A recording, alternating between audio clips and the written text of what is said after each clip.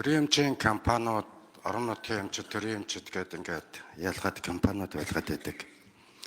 Энэ компаниудаа ер нь цөөлөд хувьчлагын навчлаа зарах хэрэгтэй шүү дээ. Нээлттэй компаниуд болгох хэрэгтэй шүү дээ. Хувьцаат компаниуд болоод хувьцаа тэр хөрөнгийн биржээр шудраг арилж байгаагаар үн ашин тогтоод.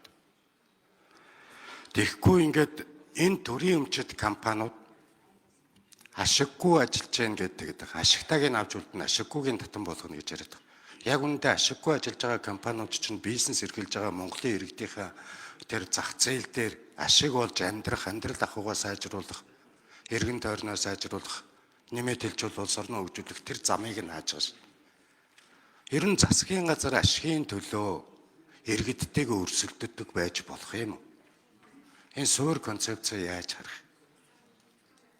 Иргэдтэйгээ ашигаар өрсөлддөг, ашиг болох гэж засгийн газар төрн өрсөлддөг ийм байхаар чинь иргэд маань нэг бол төрийн албаагч, нэг бол төрийн хэмжээд компанид ажилд орё л гэдэг юм ярьж байгаа шин. Дээрэс нь одоо хаавс Америк төрөлт монголчууд хөрөнгө оруулалт хийгээл компаниуд байгуулад гарч эхэлж байна. Европ руу, Америк руу, бусад төв рүү. Монголд бизнес хийх сонирхол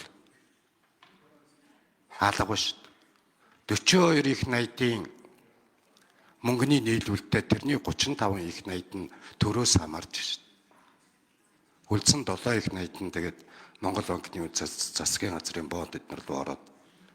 Тэгэхээр эрх мэдэлтнийг дагсан ийм эдийн засгийн орчинтой болгоход наад төрийн хэмжээд компаниуд олноор байгаа чинь буруу. Иргэдтэйгээ ашигын төлөө өрсөлддөг засгийн газар байж болохгүй. Ашигтайгийн ч гэсэн хувьчлах хэрэгтэй. Нээлттэй шударгаар тэр их хурлын гишүүд зарим нь хардаж асуугаад байна.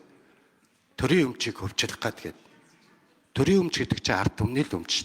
Энэ ард түмэн өөрсдөө өмчтөө бизнестэй ашиг олдог байх нь энэ улс оронд л хэрэгтэй шүү дээ.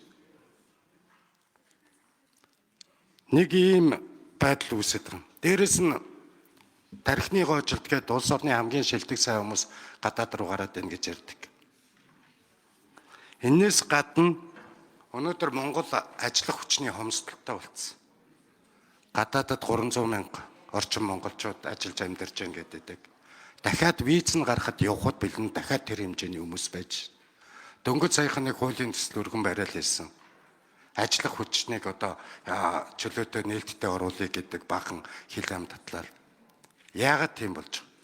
Төр энд ашигын төлөө бизнес хийгээд төрийн эрх мэдэлд очсон улс төрийн нам, төрийн өмчийг хувийн өмч мэд ашиглаад байгаа учраас монголчууд Монголдо бизнес хийж амьдрч чадахгүй болоод гатгшаага яваад байгаа.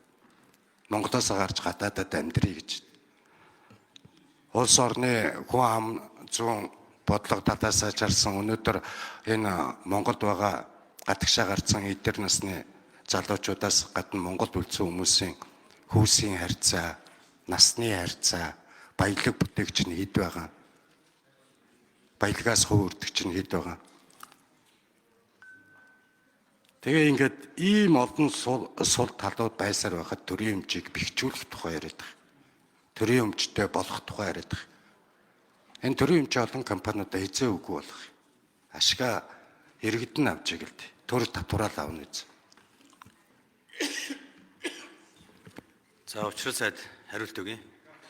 Тэгээ Батбаатар дарга би бас яг энэ төрийн өмчийн олон компаниудыг цэгцлэе, нэгтгэе, нийлүүлээ, нээлттэй болгоё, хувийн оролцоог хангуулъя, зарим жигүүргийг аутсорсонгоор хувийн хвшилд өгье гэдэг зорилгоор л энэ хуулийг оруулж ирээд яриад байгаа.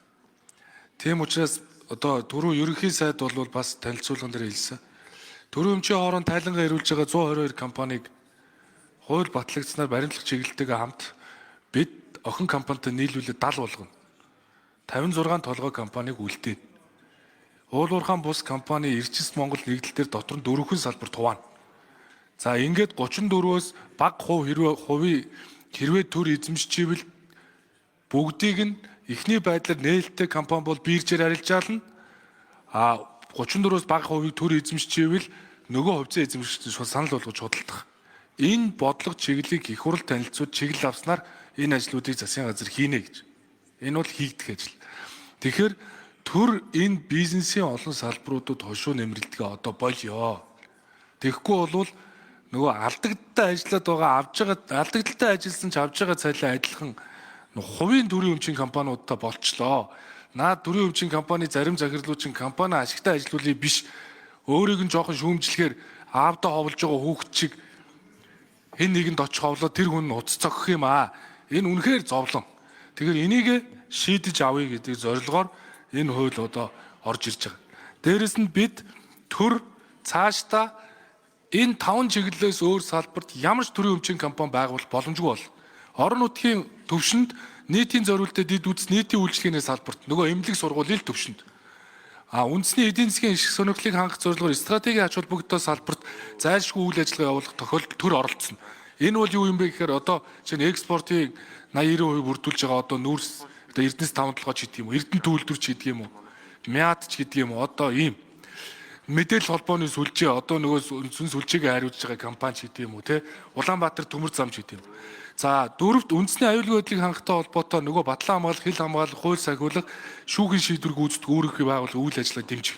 Нөгөө батлан хамгаалах, цэргийн оюутлын үйлдвэр, нууц үйлдвэр, чинь гадаад улстай одоо янз бүрийн үйлдвэр хамтарч байгуулах гэрээ хийгдсэн бол тавд хууль болоо олон улсын хувийн эрх зүйн гэрээний заасны дагуу буюу одоо оюутлогын гэрээ шиг хөрөнгө оруулалтын гэрээ батлагдсан бол саяны Бадраг энержигийн гэрээ батлагдсан бол төр оролцсон. Бусад тохиолдолд бол төр ямар ч компани байгуулахыг хуулиар хориглоно. Ингээд бусад тохиолдолд хэрвээ дэрэгдээ одоо Монгол Актим шиг нэг юм аппликейшн гаргаад ингээд төрийн үйлчлэгээ үзүүлэх чивэл энэ компани биш. Ашиг олох зорилгогүй. Зарим чигүүргээ хувийн хвшлэр хийлэг хариуцах ажлаа өөрсдөө хий, төсөөд цалингаа тэр 10-20% нь авч болно. Тэрээс компани биш.